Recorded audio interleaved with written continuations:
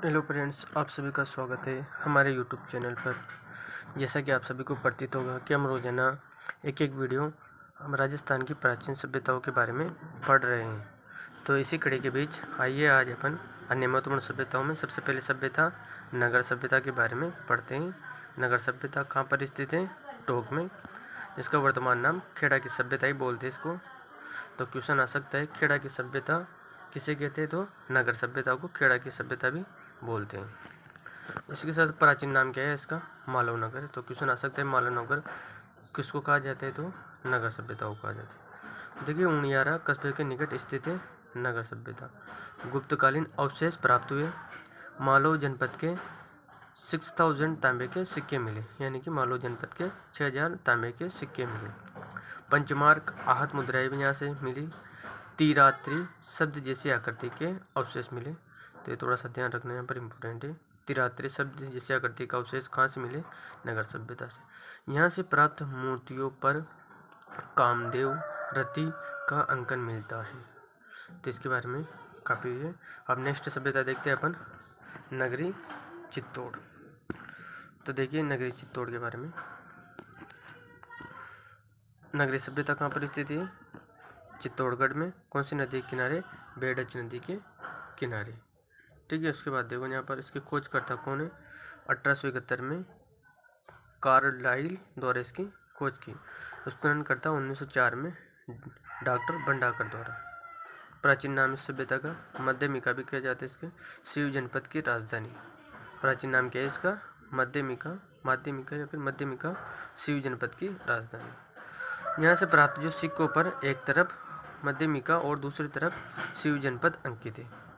ठीक है। उसके बाद उल्लेखित है यहाँ पर किसका उल्लेख है? इसका उल्लेख किसके द्वारा किया गया? पाणिनि द्वारा। भाई, जो प्राप्त सिक्कों पर एक तरफ मध्यमिका और दूसरी तरफ शिव जनपद अंकित है ना, उसका उल्लेख किसने किया? पाणिनि ने किया उसका उल्लेख। ठीक है। महाभारत व महाभावे दोनों का उल्लेख है। तो क्वेश्चन आ सकते हैं, महाभारत और महाभावे का उल्लेख कौन सी सभ्यता में? तो नगरी सभ्यता में। ठीक है। आगे देखते हैं, ये भी थोड़ा सा देख लो यहाँ पर। ठीक है, इतना इंपॉर्टेंट नहीं, वैसे ये अलग टॉपिक में शिलालेख में अपन इसको डीपली पढ़ेंगे। यहाँ पर तो आप वैसे अगर देखना चाहो तो देख लो। भाई, डॉक्टर भंडाकर द्वारा जो गोसुंडी शिलालेख है ना, उसको प्रथम बार किसके द्वारा पढ़ा गया? डॉक्टर भंडाकर द्वारा। और इसका प्रथम प्रमाण वैश्व संप्रदाय का मिला इस गोसुंडी शिलालेख से। ये जो शिलालेख है ना, ये इस सभ्यता में मिले, तो इस बारे में अपन थोड़ी सी जानकारी ले रहे हैं। वैसे अब जब अपन शिलालेख पढ़ेंगे तो उसके बारे में फिर अपन डीपली नॉलेज पढ़ लेंगे। और इसके आते बड़ा शिलालेख भी यहाँ से मिला। इन दोनों की खोज किसने की? 1887 में कविराजा सैमलदोस द्वारा की गई। यहाँ पर पास में वैश्य संप्रदाय का मंदिर भी है, जिसकी खोज डॉक्टर भंडाकर ने की। और ये शंकुकालीन मुद्राएं प्राप्त हुई यहाँ इस मंदिर के। तो नेक्स्ट सभ्यता कुराड़ा सभ्यता। ये कहाँ पर स्थित है? नागौर में। इसका उत्खनन किसने किया? 1934 में राजस्थान पुरातत्व विभाग में। तब देखो ये सभ्यता इनमें ज़्यादा इम्पोर्टेंट नहीं है, अब ये बस इसमें ये देख लो भाई कहाँ पर स्थित है और इसका उत्खनन किसने किया। तो ये कुराड़ा सभ्यता नागौर में स्थित है। उत्खनन 1934 में राजस्थान पुरातत्व विभाग द्वारा किया गया। और 103 ताम्रपत्र यहाँ से प्राप्त हुए। और इसका संबंध ईरान से, ऐसा थोड़ा सा इसका भी ध्यान रख लो भाई। एक तो आर्य सभ्यता का संबंध ईरान से था और एक कुराड़ सभ्यता का, और इसमें इतने इम्पोर्टेंट नहीं है, ऐसे हल्के से देख लेना। और देखिए नेक्स्ट सभ्यता देखो, सोती सभ्यता। अभी सोती कहाँ पर है? बीकानेर में स्थित है। उत्खनन किसने किया इसको? 1953 में अमलानंद घोष ने। तो इसमें इंपॉर्टेंट क्या है? एक तो सोती सभ्यता कहाँ पर स्थित है? बीकानेर में। खोज किसने की? अमलानंद घोष ने। और उससे भी इम्पोर्टेंट है, सोती को कालीबंगा पष्ट कहा है, यानी क्वेश्चन आ सकता है कालीबंगा पष्ट किसे कहा जाता है? तो वो सोती को कहा जाता है। किसने खोज की और किसने कहा ये कालीबंगा पष्ट सोती को? अमलानंद घोष ने किया। तो यहाँ पर इतना सा ध्यान देना है। ठीक है। नेक्स्ट देखिए,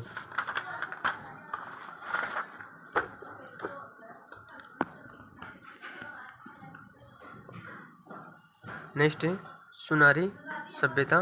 कहाँ पर स्थित है? झुंझुनू में। कौन सी नदी के किनारे? कांतली नदी के तट पर विकसित हुई, यानी उसके किनारे स्थित है। उत्खनन किसने किया? 1980 और 81 के बीच में राजस्थान पुरातत्व विभाग द्वारा। ठीक है। उसके बाद देखो, लोहे से निर्मित भाले व तीर प्राप्त हुए यहाँ से। लोहा एस्क से लोहा बनाना और लोहा गलाने की भट्टियाँ प्राप्त हुई। भारत की सबसे प्राचीन लोहा गलाने की भट्टियाँ भी कहाँ से प्राप्त हुई? यहीं से प्राप्त हुई। तो ये इंपॉर्टेंट यहाँ पर देख सकते हो भाई, ये लोहा गलाने की प्राचीन भट्टियाँ कहाँ से प्राप्त हुई? भारत की सबसे प्राचीन लोहा गलाने की भट्टियाँ कहाँ से प्राप्त हुई? वो सुनारी सभ्यता से। उसके बाद देखो शंगु व कुषाणकालीन अवशेष, मौर्यकालीन अवशेष। तो ये तो इतना इम्पोर्टेंट नहीं है, यहाँ देख सकते हो अभी तक अपने पढ़ा जो इसमें ये ध्यान रख लो, सिर्फ मौर्यकालीन अवशेष प्राप्त हुए इससे। और मौर्यकालीन अवशेष किन किन से प्राप्त हुए? एक तो नवभरतपुर से प्राप्त हुए, जोधपुर जयपुर से, बेराट जयपुर से। अपनी दो अभी बाकी बाद में पढ़ेंगे इनको। बेराट सभ्यता से हमने पढ़ ही लिया, भाई वहाँ भी मौर्यकालीन अवशेष प्राप्त हुए। तो इन 3 सभ्यता तो ये है जिनसे मौर्यकालीन अवशेष प्राप्त हुए, और एक सुनारी सभ्यता है। तो इनको ध्यान से देख लेना। आगे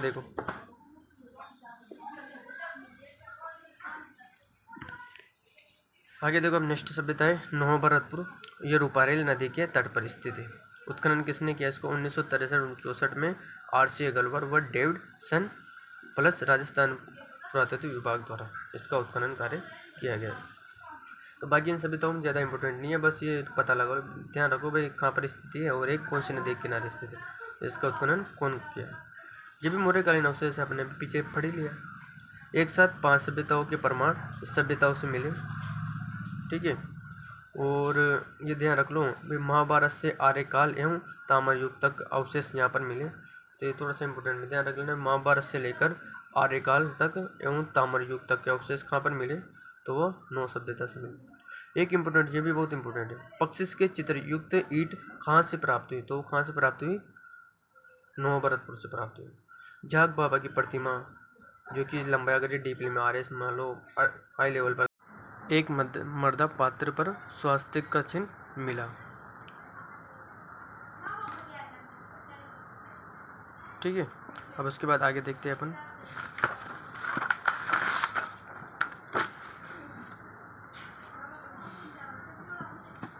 देखो बरोड़ सभ्यता कहाँ पर स्थित है? गंगानगर में। कौन से नदी के किनारे? गंगा नदी के तट पर स्थित है। शहरी सभ्यता ही बोलते इसको, बरोड़ सभ्यता को। यहाँ से प्राप्त मर्दबान से शुद्ध काली मिट्टी का प्रयोग किया गया। 800 सिलकेड़ी मन की मिली, तो थोड़ा सा ध्यान दे लेना, ठीक है। बटन आकृति की मोहरें प्राप्त हुई यहाँ पर, ठीक है। इतना इम्पोर्टेंट नहीं है, स्पीड से देखते चलते हैं अपने ना, जो इम्पोर्टेंट है मैं बताता जाऊँगा। जोधपुर सभ्यता कहाँ पर स्थित है? जयपुर में स्थित है। साबी व सीता नदी के तट पर विकसित हुई ये सभ्यता। मौर्यकालीन अवशेष इस सभ्यता से प्राप्त हुए। लोहा अयस्क से लोहा बनाने की भट्टियाँ प्राप्त हुई। काली पॉलिश युक्त मर्दबान इस मिट्टी से इससे प्राप्त हुई सभ्यता से। कर्पशवर्णी मूर्तियाँ वस्तुओं का 1 मीटर जमाव इस सभ्यता से प्राप्त हुआ। तो आज के लिए काफ़ी है, धन्यवाद, है ना। अगली वीडियो नेक्स्ट क्लास में पढ़ते हैं, ठीक है।